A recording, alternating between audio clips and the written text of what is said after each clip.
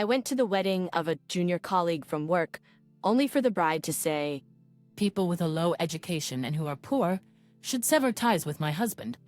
she was looking down on me because I dropped out of school. Rather than stopping her, my colleague, the groom, joined her in mocking me. I decided then and there to cut them out of my life and reach out to someone. Get ready, because I'm going to make you regret ever judging people solely on their education. My name is Godwin, and I'm 32. I was raised in an average family, neither rich nor poor, the only son of working parents.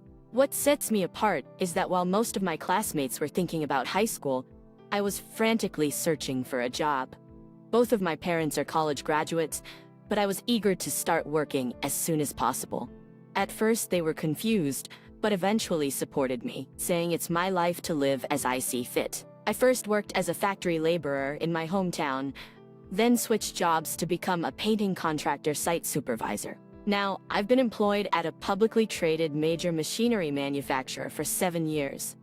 I'm a service department manager, visiting clients to handle machinery installation, repairs, and maintenance. Today, I have another round of repairs and maintenance visits planned. As I drive toward the freeway in the company car, my work cell phone rings. Seeing the displayed company name, my mood sinks a little. Not again. I pull over and call back immediately, only to find out it's another complaint from a client. I apologize. I'll be there right away, okay? I bow my head apologetically, phone in hand, even though the person on the other end can't see me. Now, I have to rearrange my schedule to handle this complaint first. It's gonna be a long day. After 7 p.m., I return to the branch office and find Theodore from my service department already back, chatting happily with a colleague from sales. I'm back. Theodore quickly heads back to his seat and starts working on his computer. Each branch office in various regions is staffed by a small team and overseen by an area manager. In this branch, it's just Theodore, who is 2 years younger than me, and myself in the service department. Hey Theodore, got a minute? You could hear the irritation in his voice. Got a complaint from one of your clients this morning. This morning, I went and fixed it myself, but we're both going tomorrow to apologize. Why did you leave it unattended for 2 days? As usual, all that comes out of Theodore's mouth are excuses and complaints about the client. I'm reporting this to the area manager. I had to step in and fix a client's issue, of course. I have to report it. Yet Theodore, without any remorse, snorts and says, he thinks I, a college dropout, am jealous of him, a graduate from a prestigious university. Theodore used to be this polite, humble, and adorable junior. But the moment he found out I was a dropout, his attitude changed entirely. I wouldn't mind if he did his job correctly, but there are too many complaints from his clients and it's a headache. The next day, we both go to the client to apologize. What are you doing here now? Your job is to fix this. The president of the client company is aggressive with his words. But it's not uncommon for people in industrial settings. I'm used to it, but Theodore, with no field experience, stands there saying nothing. After calming the angry client and discussing future improvements, Theodore finally mutters a soft, "I'm sorry." I thought he'd be feeling down on the ride back, but I was wrong. Who made the client that angry? Maybe you should reflect on your work. My words fall on deaf ears. Even so, if you're going to be in this line of work, you have to get used to it. Theodore laughs mockingly. Typically, people like Theodore would spend 2 years in service, then move to sales. But he's been here for 3 years. Nobody's gonna move a guy with so many complaints to a sales position. He genuinely believes the bad reports are all because of me being jealous of him. If that's the case, all the more reason to get good at your service job. Show some sincerity to the client. Professionally speaking, I couldn't bring myself to say another word to Theodore. One day I was on a business trip to set up some machinery. The test run didn't go as planned due to some glitches, so I had to stay overnight to fix it the next day. We had limited staff at the branch, so when major tasks like this came up, other local branches would help out. As I was looking for a place to eat near the hotel, someone called out to me. "Hey, what are you up to?" "Oh, hey Theodore, good evening." I greeted the woman beside him and offered a handshake, which she accepted without a word. I felt like I had seen her somewhere before, but I didn't dwell on it. Theodore invited me to dinner, and I accepted. After ordering, Theodore started to gloat. That explained the dinner invitation. He wanted to show off his fiancée.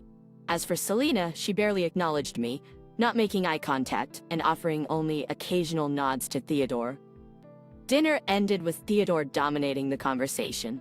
When it was time to go, he excused himself to go to the restroom. Left alone with Selena, she broke the silence. I've heard quite a bit about you from Theodore. Her eyes locked onto mine as she spoke with a certain coldness. I could tell Theodore had been bad-mouthing me. You think your managerial role is a big deal? Just because you've been at the company a few years longer? Could you please stop blocking Theodore's career? Certainly, the position of manager is something anyone can achieve through years of service and performance evaluations. And our direct boss is the area manager. For Theodore, I'm just a senior colleague, which isn't incorrect. Deciding it was futile to argue, I let it go. Theodore soon returned and wouldn't make eye contact, pretending like nothing happened. As I was leaving, I asked him about work for tomorrow, and he said he'd be helping out at this branch. Something felt off, but I didn't say anything because she was there. The next day, I went to troubleshoot a test run as planned, but Theodore never showed up. I felt uneasy, so I discreetly consulted the area manager and had him look into Theodore's business trip application. Turns out on the day I met Theodore and his girlfriend, they were supposed to be on a business trip that involved an overnight stay. This was a clear false conclusion. This was a false claim. The area manager asked to handle the rest, so I left it to them. Sometime later, the date for Theodore and his girlfriend's wedding was set. I wasn't invited and felt relieved. But a week before the ceremony, the area manager asked me to attend in their place. They were supposed to give the main speech, but couldn't make it, so they asked me to do it. I initially declined, but accepted when they said they'd show up later. On the wedding day, I arrived early and bumped into Theodore and his girlfriend on my way to the waiting room.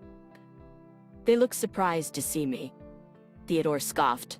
I was asked to speak on behalf of the area manager who will be late. Once they arrive, I'll leave, I replied. The color drained from their faces. Cut ties with my husband, you uneducated pauper. His girlfriend chimed in. They left haughtily and walked into the waiting room, leaving me stunned. A new emotion welled up and my whole body started trembling. If they want to sever ties, then so be it. I stayed under the radar and waited for my turn to speak. Finally, it was my turn. I took a deep breath and stepped up to the mic. Though Theodore and his girlfriend glared, urging me to leave, I started my speech unfazed. Congratulations on your wedding. If you thought I'd stick to usual pleasantries, you're mistaken. Theodore isn't exactly commendable in his job, but this is a celebratory occasion, so I must use only the highest praises. Top-tier graduate, Theodore. You are exceptional in accumulating customer complaints at work. Your unrepentant and arrogant behavior, always blaming our clients, really showcases your thick skin. I'm always impressed.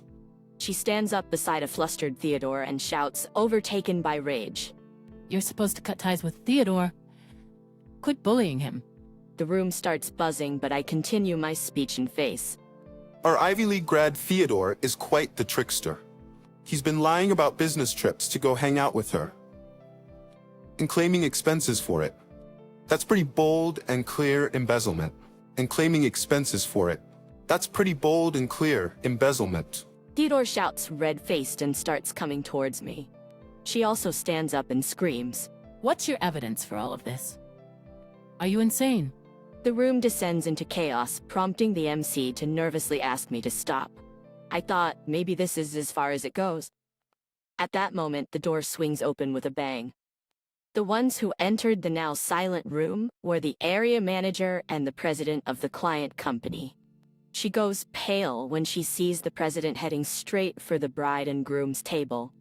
So you're lying about wanting to quit your job to marry me was a lie? Turns out she had been working as a hostess at the club. I recognized her because I was once told at the club that she was the one I was supposed to marry. I had contacted the area manager to bring the president after realizing her true identity in her dressed-up appearance. I lent you money to quit your job and pay off your debt. Then, you disappeared and planned to marry someone else? That is She couldn't come up with any excuses when faced with the calm president. Even Theodore didn't know about her working in the hostess club.